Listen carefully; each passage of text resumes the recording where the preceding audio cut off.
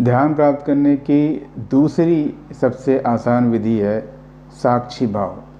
साक्षी भाव का मतलब होता है कि आप बस अपने विचारों को देखिए। जैसे जैसे आप विचारों को देखेंगे आपके विचार शून्य होने लगेंगे। कहने का मतलब ये है कि विचारों को बस आपको देखना है एक अदृश्य आत्मा के रूप में। जैसे कोई, आप ये समझें कि जैसे मैं हूँ, मेरे ऊपर कोई है पर्सन और वो उसको देख रहा है, खुद को ही देख रहा है, खुद के ही विचारों को देख रहा है। बस देखना है, वो देखते रहिए देखते रहिए। हालांकि ऐसा करने से मिलता तो ज़रूर है, लेकिन यदि आप 24 घंटे करते हैं, जो कि मैंने पहले की वीडियो में बताया है, उसको करते हैं तो बहुत ही जल्दी मिल जाएंगे। होना यही होता है, विचार शून्य करना होता है। तो विचार शून्य तभी होगा जब आप अपने विचारों को देखते रहेंगे देखते रहेंगे देखते रहेंगे, विचारों की जड़ तक पहुंच जाएंगे। जैसे ही विचारों की जड़ तक पहुंच जाएंगे विचार शून्य हो जाएंगे। आपके दिमाग में विचार भरे पड़े, बहुत सारे भरे पड़े हैं।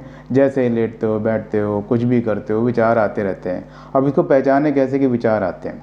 आप कोई काम कर रहे हो, काम करते करते कहीं और सोचने लग जाओ, ये सबसे बड़ी दिक्कत होती है। हमारा दिमाग सिर्फ और सिर्फ एक ही दिशा में काम करने के लिए बना है। हम उसको 50 दिशा में करा देते हैं। काम हो जाएगा 50 दिशाओं में, आप जो सोचोगे वो काम हो जाएगा। पर एक बार ध्यान की प्राप्ति कर लो। ध्यान की प्राप्ति करने के बाद आपका ये जो मल्टी टैलेंटेड और मल्टी डायमेंशनल वाला काम है वो बहुत आसान हो जाएगा। क्यों आसान हो जाएगा? क्योंकि आपके पास फोकस आ जाएगा। आप तत्काल एक झटके में आपका मन कंट्रोल हो जाएगा। वो मन आपको बता देगा कि इस चीज़ पे फोकस करो, अभी बाद में बात करें। मन ही आपको बताया कि अभी तुम चारों दिशाओं में काम कर लो। अभी क्या है, अभी की अवस्था में सिर्फ मन ही आपको कंट्रोल कर रहा है, ये सच्चाई है।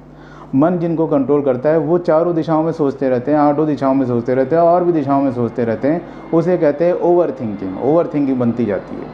तो इसको कंट्रोल करने के लिए ध्यान करना बहुत ज़रूरी है। जैसे ही आपका मन कंट्रोल हो जाएगा, फिर मन ही आपको बहुत पावरफुल बना देगा। इतना पावरफुल बना देगा कि आपको बता देगा कहाँ पर आपको ध्यान करना है। वो जीवन आसान हो जाएगा। जो सन्यासी हैं उनके लिए तो फिर आगे कुछ नहीं बचता है, फिर वो समाधि प्राप्त करते हैं। तो उनके लिए तो है कि वो विचार शून्य हो जाते हैं। यदि आपको सन्यासी बनना है तो विचार शून्य होगा। विचार शून्य का मतलब फिर आपको किसी चीज़ का मोह नहीं रहेगा। वही सन्यासी, सन्यासी का मतलब ही यही हुआ, आपने सन्यास ले लिया हर चीज़ से। पर आप गृहस्थ जीवन में हो, आपको शादी करनी है, आपको परिवार संभालना है, तो फिर समाधि की तरफ मत जाइए।